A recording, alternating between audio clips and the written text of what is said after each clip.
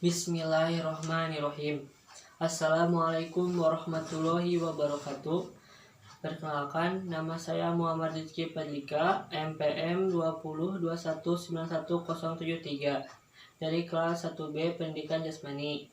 Di sini saya akan memaparkan tentang belajar untuk memenuhi prodi perkembangan peserta didik.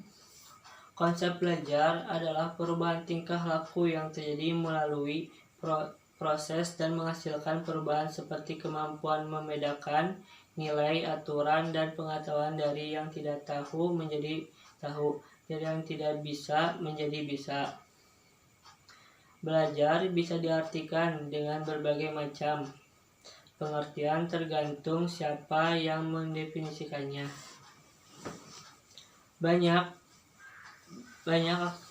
Banyak aktivitas yang disepakati banyak orang yang termasuk kegiatan belajar seperti menghafal, mengumpulkan fakta, mengikuti pelatihan dan sebagainya.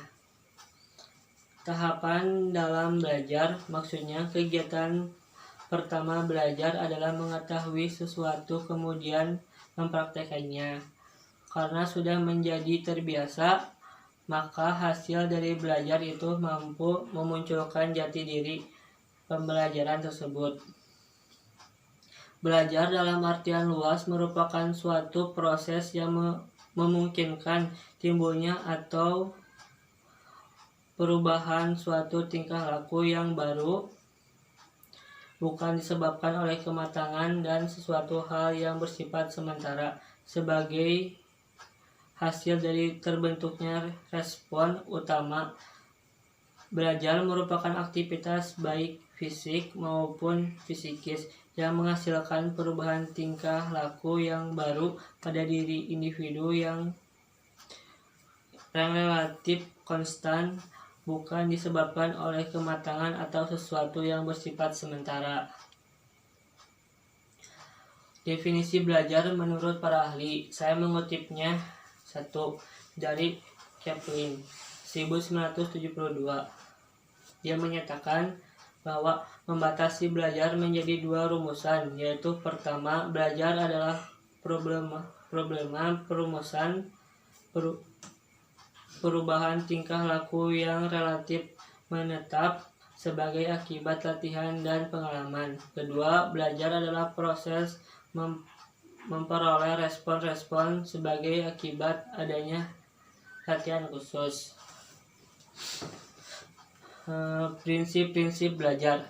Setiap teori bertolak dari asumsi atau anggapan dasar tertentu tentang belajar.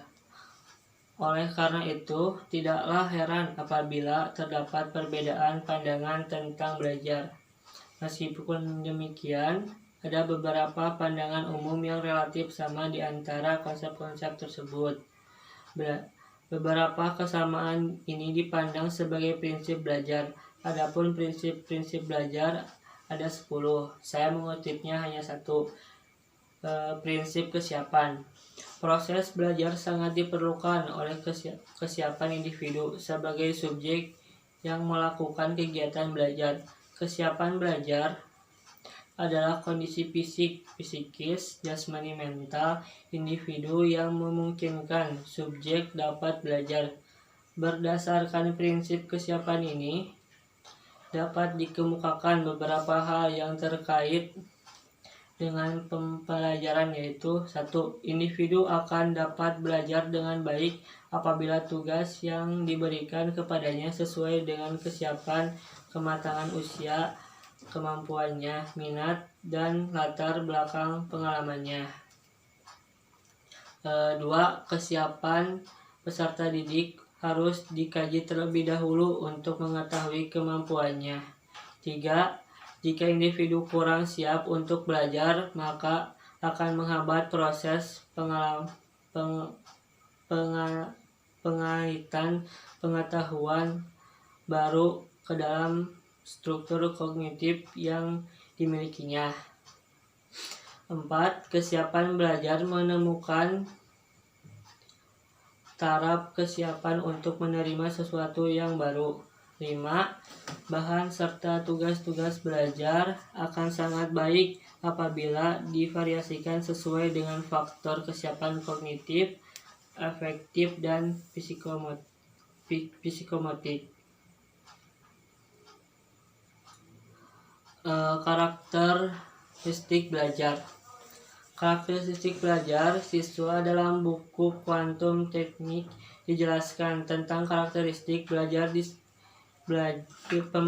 belajar seseorang atau gaya belajar seseorang. Dalam buku tersebut diuraikan bahwa siswa memiliki 3 tipe belajar atau kombinasi dari ketiganya, yaitu tipe visual, tipe